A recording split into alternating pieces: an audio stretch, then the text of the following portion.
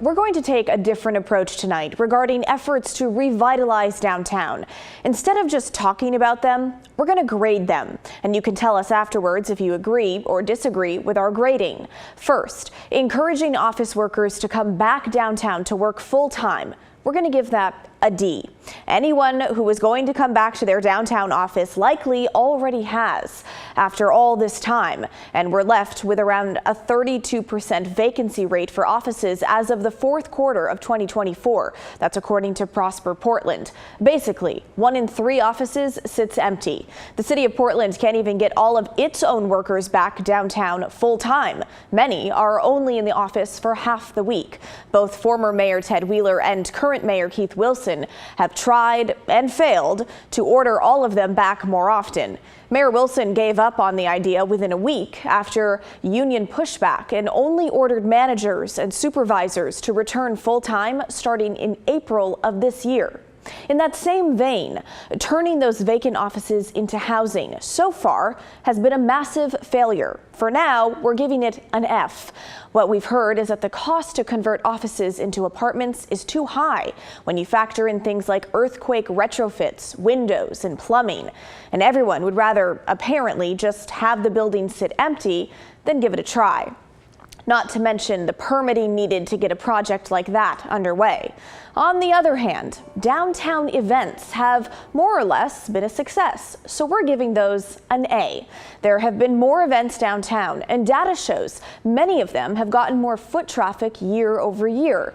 There was the Winter Light Festival earlier this month, and other winter holiday events like the tree lighting, Tuba Christmas, and the Winter Ice Rink all had higher attendances this past winter than the year before.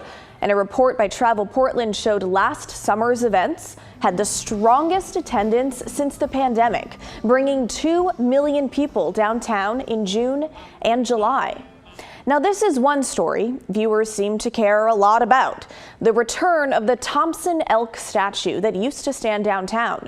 Right now, we're grading this with an incomplete. The city says it's coming back after it was heavily damaged in protests all the way back in 2020. Nearly 5 years ago. But the timeline keeps getting pushed back. The latest report says it won't be back until the end of this year. So that's our progress report on where we are now. But this week we learned about some new things coming to downtown Portland that might bring more people, and if they're successful, might move the needle a little further from downtown recovery towards revitalization. First, the Grand Floral Parade will be back this spring during the Rose Festival. It's been entirely on the east side since 2022, but before the pandemic, it spanned both sides of the river, crossing the Burnside Bridge. This year, it'll only be downtown. The president of the Rose Festival Board says this idea came from Mayor Keith Wilson. Keep in mind, the festival depends on city resources like police and PBOT. We have to pick one because for the last 3 years, we've had the resources to do a route that is about 2 to 2.5 miles long. And this year, we worked with the city, specifically the mayor's office, to help fulfill some campaign promises, right? Revitalizing the downtown core. And so, since we can't traverse the bridge, and with some support from Travel Portland and from the city of Portland, we're able to make sure that this event happens on a vetted and safe route downtown Portland. The route will be the same as the route for the Starlight Parade, which happens 1 week earlier. Mayor Wilson says downtown Portland is where the Grand Floral Parade should be. But as we look to the future, it's time to bring this grand celebration back to the heart of our city, to bring us all back to the city. This move is not just about changing the location, it's about bringing us together in our urban core and reminding us of why we all love Portland and why the Renaissance is within our reach together when we celebrate together. The Rose Festival is urging downtown business owners to decorate their windows for the festival and to invite people in during the parade. We also learned this week that the Portland Opera will be moving downtown. They spent 2 decades in Southeast near the waterfront until they sold their building last year. Now they're moving into the World Trade Center on Southwest Salmon Street.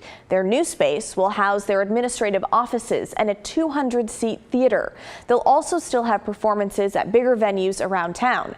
CEO CEO Sue Dixon says she felt a responsibility to be part of downtown Portland's recovery.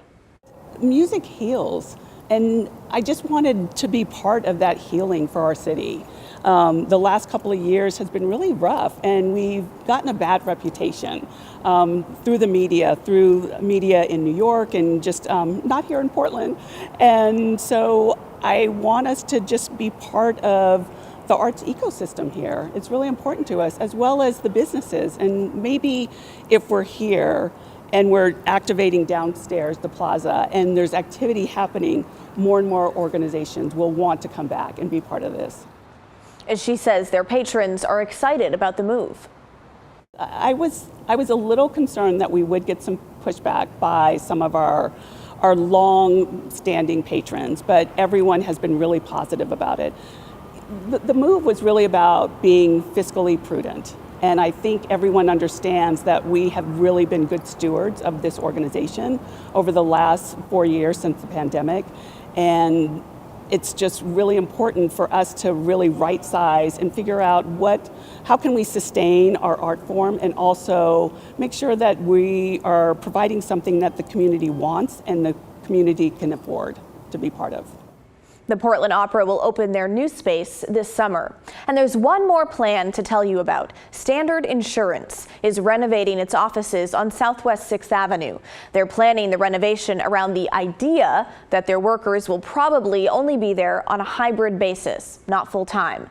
They're planning to set up co-working spaces that people can use just for the day, along with meeting rooms and breakout spaces. Most Standard employees are doing hybrid work across the country, and there's no requirement for them to be in the office. But they say they're hoping the renovations will better serve workers who do decide to come downtown. Okay, now we want to hear your opinions. What grade would you give downtown recovery efforts? Have you noticed things getting better, getting worse? Give us specific examples. We love to hear it. Email us the story at kgw.com or call and leave a voicemail 503-226-5090.